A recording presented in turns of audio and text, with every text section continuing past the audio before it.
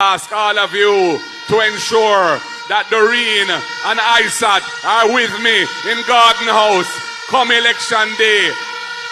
When the votes are counted, East and West will be returned to the column of the People's National Party. Comrades and friends, why am I standing here now? Why am I in politics?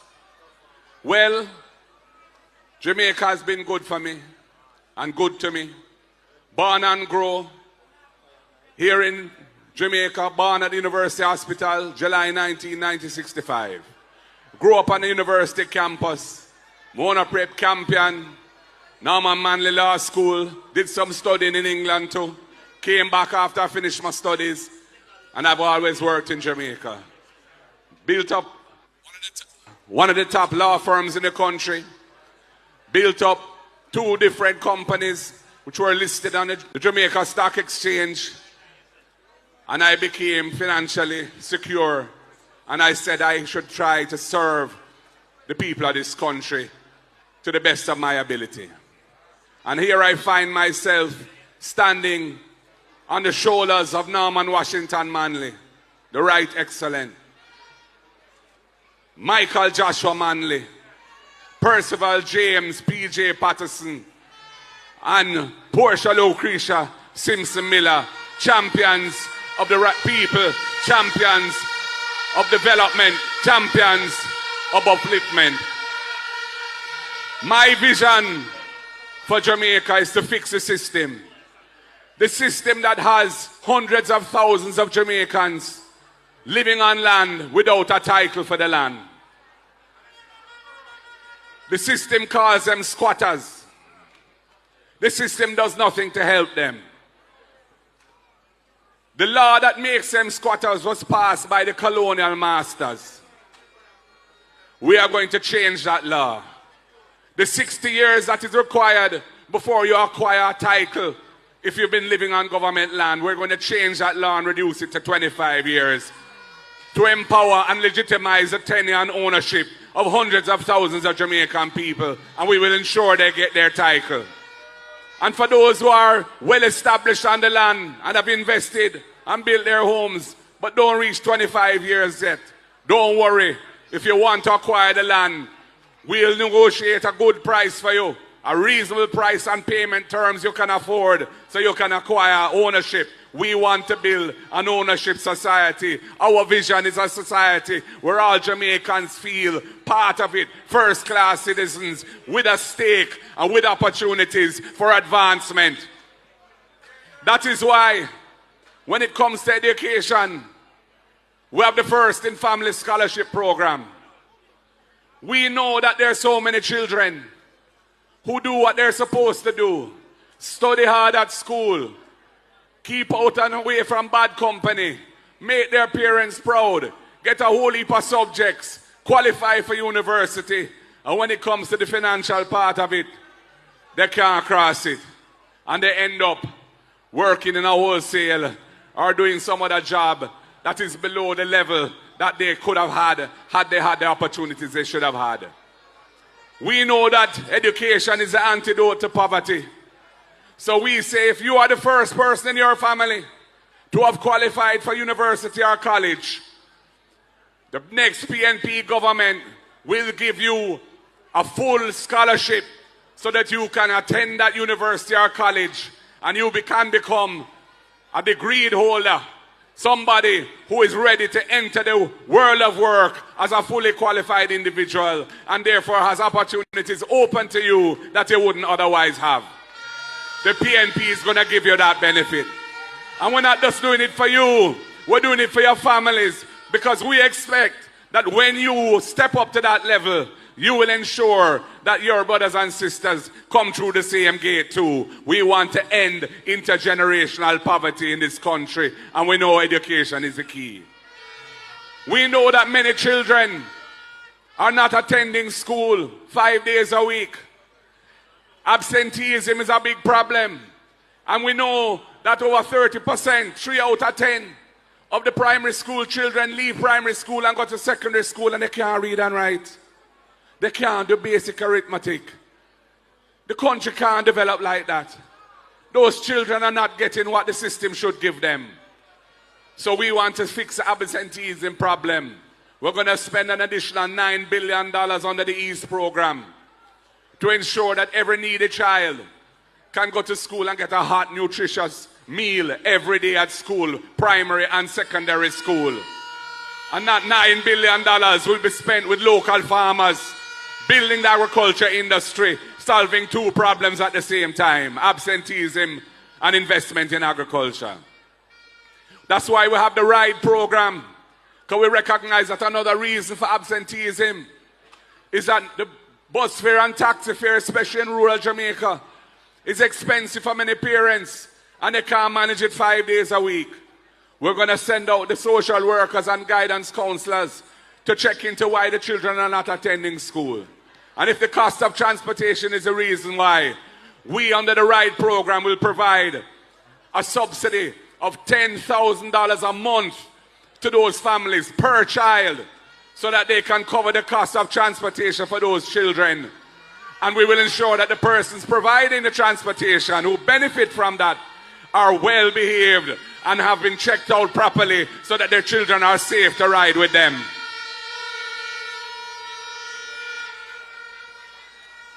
Comrades, when it comes to housing, so many people in Jamaica would love to own their own home. But it's a dream that is not being met with the system that we have now. Michael Manley established a housing trust as a vehicle of social engineering to give Jamaicans who previously would never have had a chance to buy a house, and the trust would allow them to acquire a house. This government, even after the IMF agreements were fully completed, has continued to take $11.4 billion a year out of the National Housing Trust for every year since they've been in office since 2016.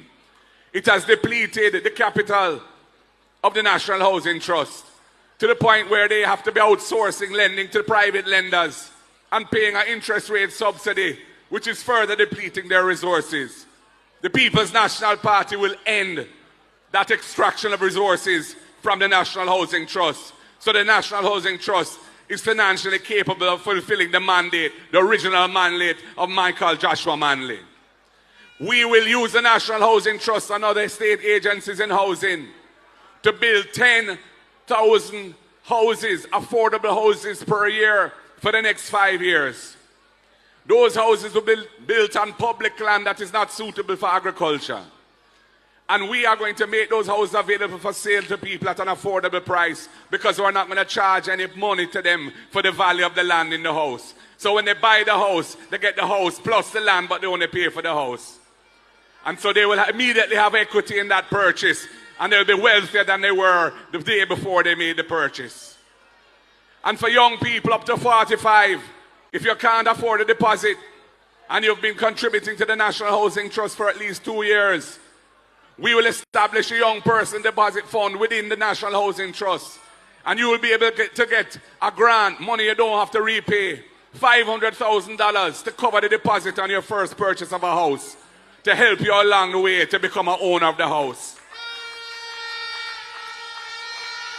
And we have the rent-to-own scheme, because we recognize many Jamaicans don't have a formal pay slip to prove their income to qualify for a mortgage. Because there could be a farmer, there could be a taxi driver or a taxi owner, there could be a hairdresser or a small shop operator. We will say you can go into one of those houses we're going to build, and you can go in as a tenant. And if you can make the rental payments for 6 months, which will be set at the level of a mortgage, we will treat those consistent payments as proof that you can service the mortgage. We will qualify you for the mortgage. You can draw down on a loan, acquire title to the house, and move from being a tenant to an owner and step up in life. That is the PNP in action. And comrades, when it comes to persons with disabilities, I grew up in a home with my parents who served the community of persons with disabilities. My father came to Jamaica in 1953 as the first orthopedic surgeon in Jamaica, the first bone specialist. After he arrived sometime after, there was a Kendall train crash. He was put in charge of the medical response. Worst train accident in the history of Jamaica. Then there was a polio epidemic. He was put in charge of that. And he started what was then called the Polio Center. Later, after polio was conquered in Jamaica, it became the Mona Rehab Center near Papine in Kingston. And when my father died in 1996, P.J. Patterson blessed my family with the honor of naming that institution after my father. So it's now called the Sir John Golding Rehabilitation Center. I grew up with people who were in wheelchairs or on crutches around me. And I have always felt a sense of obligation to make the system right for them too. Because right now they are the most vulnerable in the society. Very high levels of unemployment. And so many challenges to their daily life. We had a seminar for persons with disabilities this week. I don't know if any of you heard it. It was streamed live. And when you hear the stories and the questions from the floor in that seminar, the difficulties that the system puts in front of those people who should be the priorities for getting benefits from the state to help them deal with the challenges of life, are being excluded by all the bureaucratic hurdles and delays and discrimination against them. We're going to cut out all of that. We're going to make sure that persons with disabilities are treated with respect and given priority when it comes to social programs. And we're going to set up a $1 billion National Disabilities Fund to help them with their assistive aids, to help build sidewalks where the wheelchairs can travel, and to generally make life much easier for them, and we'll replenish it every year. Coming to the creative industries, we know enough youths in Jamaica full of talent when it comes to creativity.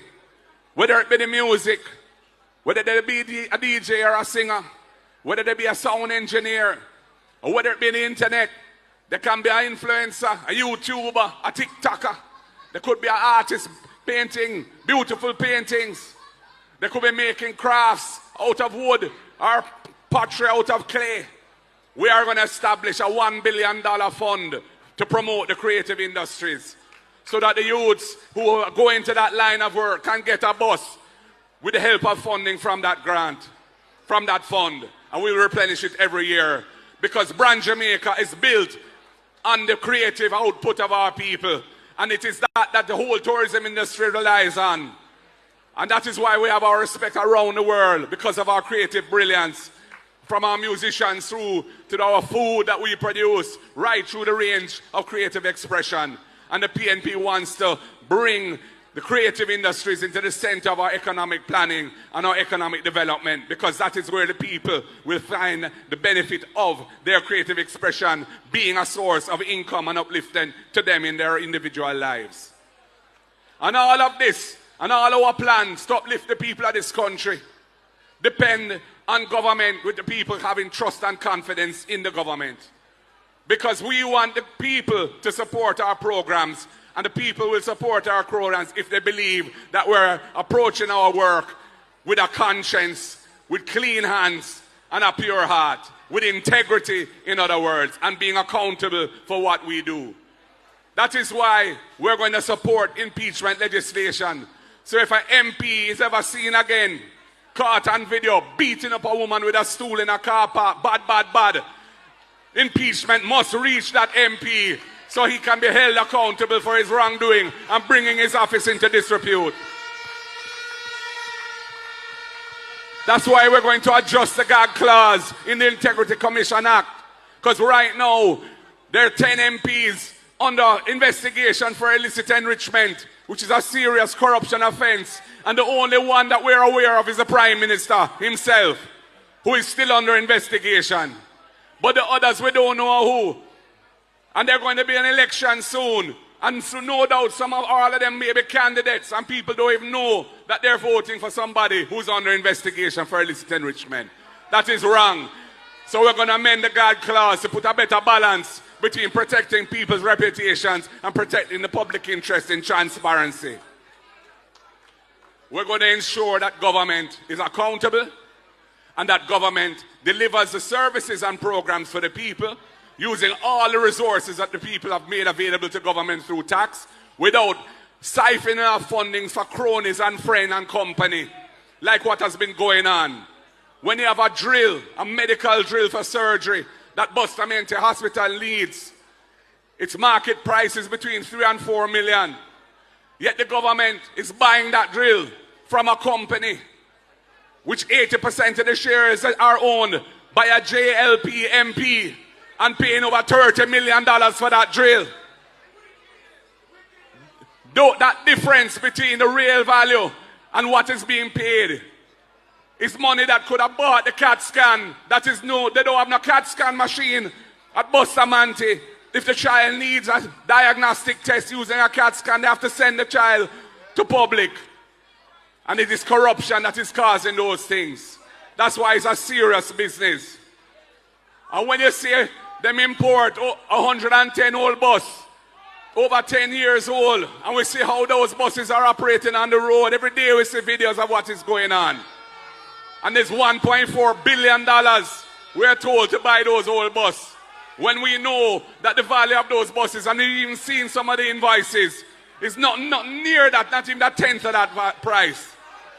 We say that has to be investigated, and we will ensure it is investigated. There must be full transparency over that transaction, because we're not in a hanky-panky when it comes to the children of Jamaica.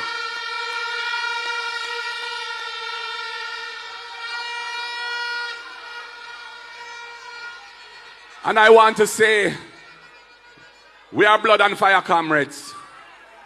We approach the politics with passion. We approach the politics with full commitment. But the word is love. We not deal with violence. We're not afraid of nobody, but we not deal with violence.